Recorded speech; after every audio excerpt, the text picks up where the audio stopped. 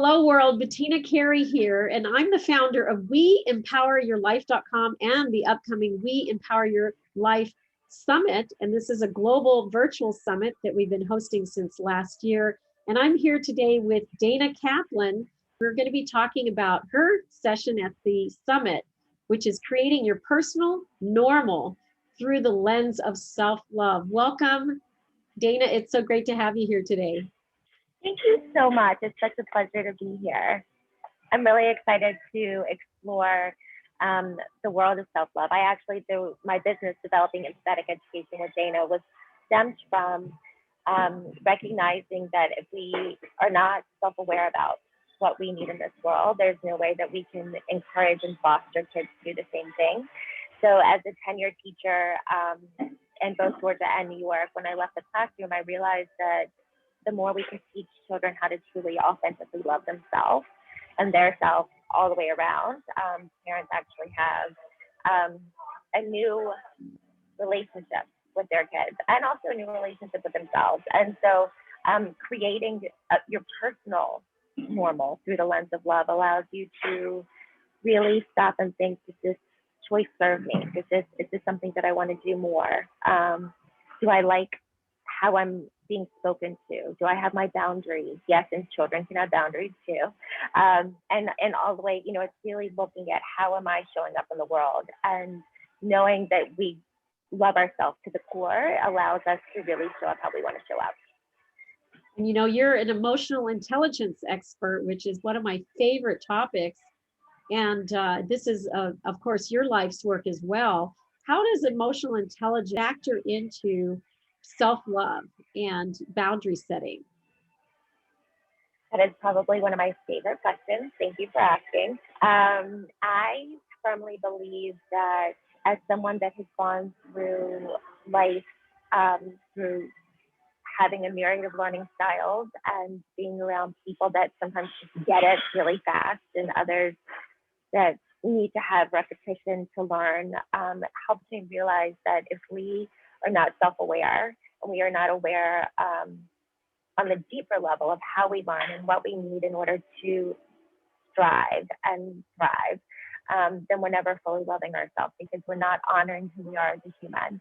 And so how I learn and how I show up may not be the same as you, and there's no judgment. And so being able to fully show up and to be able to fully look yourself in the mirror with compassion and in full respect, it really starts with the self-awareness. And we don't always make the choices that we wish that we had made, and we don't always say the things that we really wish that we hadn't have said, right? But there's always that awareness that comes with it. So then we make a new choice. We either choose to continue showing up the way we're showing up, or we do an about face and go in a different direction.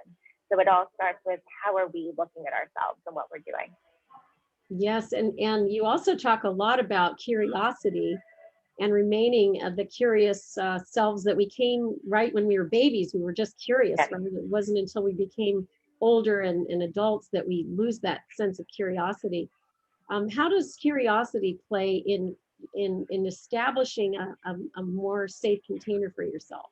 I am a big believer that curiosity is science, and it allows us to show up without the expectation of knowing. You're showing up through the lens of let me explore, let me discover, and regardless of the age where we are, if we can always show up through the lens of curiosity, we are showing up to listen, to learn. We're showing up to engage with people in a different way. We're not showing up to speak and say all the things that we think we know that's right.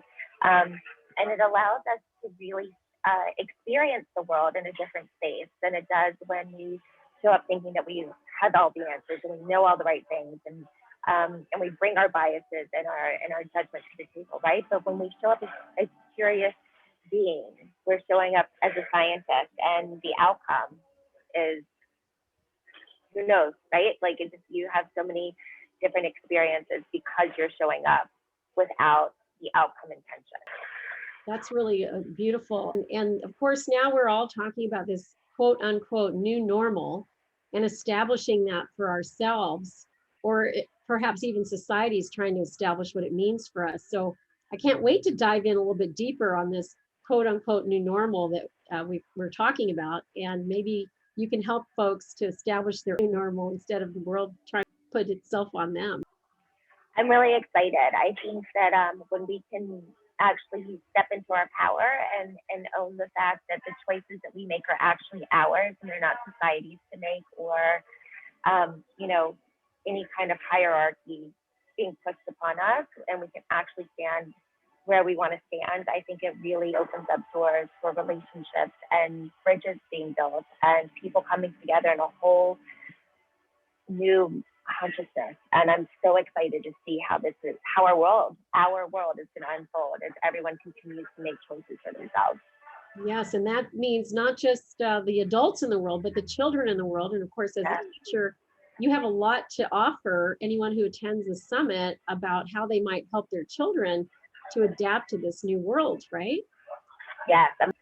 You know, as an adult, there are moments when I have to stop and say, okay, am I standing in my adult self, or am I being triggered? Do I feel like I'm 12 again, right? And what words were said to me that are causing me to go back into my 12-year-old state? And what do I need to do for my system to pull myself back into my adult state, right? And the more we can have these hard conversations, and the more we can own the fact that we all are triggered over some kind of anything in life, right? It doesn't matter what it is, but we all have different experiences that have brought us to where we are today. And so giving children the platform to really express who they are and what they need and where they want to go, and to ask the questions and really, really ask the questions, and for us to engage in the answers and help them discover, right? Not coming in as like knowing the answer, but coming again as like the curious scientist. Let's explore and find out together is really, my heart's full. Like, I'm so excited to see where we get to take kids and help them elevate. Yes, it's going to be great to have you there at the summit. It's your first time at the summit, so I'm going to share now what you can expect to explore with us, as well as those that are watching here on Facebook.